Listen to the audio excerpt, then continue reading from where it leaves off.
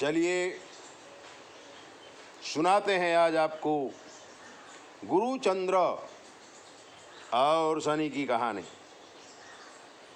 मित्रों,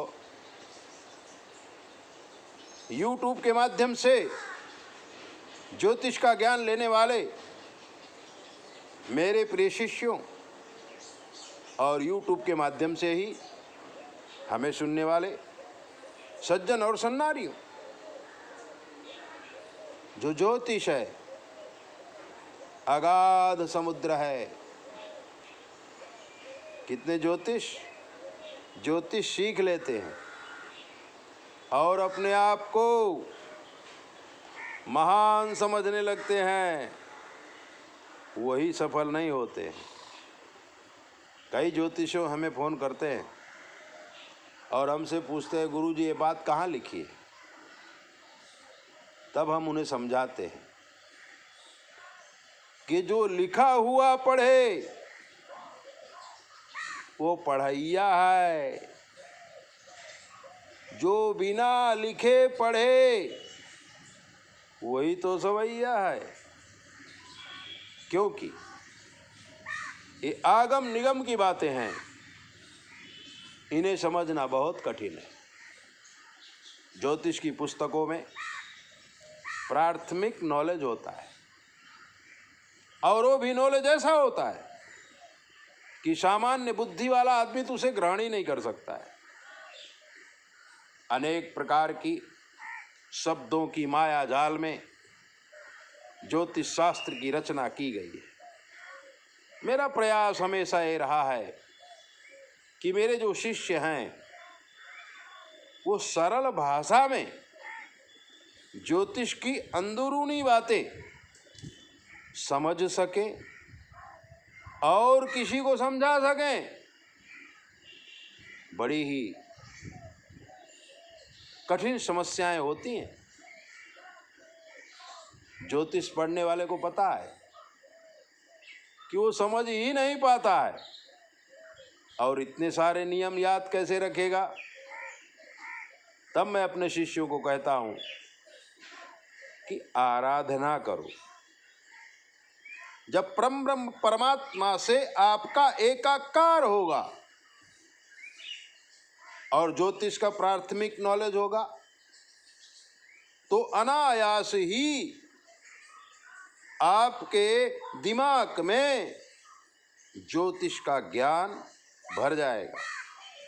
इसके लिए प्रथम व्यक्ति को गुरु की उपासना करनी चाहिए। माता पिता और गुरुजन जिनके पास से हमने विद्या ली है। अगर ज्योतिष देखने वाला व्यक्ति माँ बाप का अनादर करता हो, गुरुजनों का अनादर करता हो और अपने पूर्वजों का, अपने वडिलों का अनादर करता हो, कभी भी वो सिद्ध नहीं हो सकता है। क्योंकि जब व्यक्ति सिद्ध होता है तो वो दुनिया में बहने वाली जो लय है ना, उसमें मिलता है। आत्मा और परमात्मा का मिलन होता है। सृष्टि के नाद के साथ ब्रह्मनाद जो श्वास में ओंकार चल रहा है, वो जब मिलता है तब पराविद्याओं को हम समझ सकते हैं।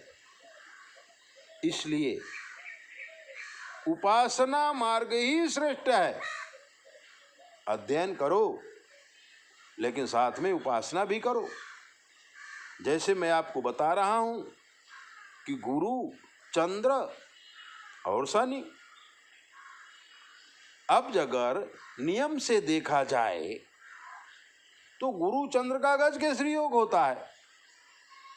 थोड़ी बहुत ज्योतिष जाने वाला व्यक्ति समझ सकता है कि गुरु चंद्र का गज केसरी योग होता है, लेकिन वो शनि को भूल जाएगा। अगर आराधना नहीं होगी तो गुरु चंद्र का गज केसरी योग देख करके खुश हो जाएगा। लेकिन शनि बैठा है, ये आध्यात्म पुरुष ही जान सकता है। और ज्योतिष में देश काल पात्र को देखना बहुत जरूरी होता है। अगर वो बहुत सुखी है तो आप समझिए कि गुरु का महत्व ज्यादा है और चंद्र का संयोग है इसलिए करोड़पति है। लेकिन गज केसरी योग होते हुए भी वो दुखी है तो आप शनि पे जाओ। जब शनि पे आप जाएंगे तो शनि जो है चंद्र को मदद करेगा और चंद्र जो है शनि को मदद करेगा, तब विष दोष हो जाएगा। और जब विष दोष हो जाएगा तो गज केसरी योग कट जाएगा। ऐसे व्यक्ति को पढ़ाई सफलता पूर्वक पूरी नहीं होती। नौकरी करने जाता है तो इंटरव्यू में फेल हो जाता है, प्यार करता है तो ब्रेकअप हो जाता है, शादी करता है तो डिवोर्स हो जाता है, और व्यापार करता है, थोड़ा बहुत कमाता है और एक ही झटके में सारी संपत्ति नष्ट हो जाती है। ऐसा क्या हुआ कि व्यक्ति रोड पे आ गया, तकलीफें आ गई, और कभी कभी तो माँ बाप के द्वारा अर्जित की हुई संपत्ति व्यक्ति नष्ट कर देता है और उसको नौकरी करना पड़ता है। तब हमें गुरु चंद्र और शनि तीनों का निवारण करना पड़ेगा। देवानांचा ऋषीणांचा गुरु कांचन सन्निभम बुद्धिभूतम त्रिलोकेशम तन्नमामि बृहस्पतिम दधिशंख तुषाराभम क्षीरोदारणम संभवम नमामि शशिनम सोमम संभोर मुकुरभूषणम और नीलांजन समाभासम रविपुत्रम यमाग्रजम छाया मार्तंड संभूतम तन्नमामि शनिश्चरम। गुरु, शनि और चंद्र, इन तीनों ग्रहों का प्रमाण देखते हुए जब हम इनका निवारण करेंगे, इनकी उपासना करेंगे, तो हमें विजयश्री प्राप्त होगी। ऐसी ही दिव्य बातों को जानने के लिए आप हमारे चैनल को सब्सक्राइब करो, लाइक करो, और अगर आपके जीवन कोई कष्ट है हमसे पूछ लीजिए। शास्त्र के मत के अनुसार हम आपको जवाब देंगे, वो भी बिल्कुल फ्री। 9825200108 पर फोन करके कुछ भी पूछिए, हम आपको फ्री में जवाब देंगे, और वो भी शास्त्र के द्वारा। जय भोले, अपना ध्यान रखो।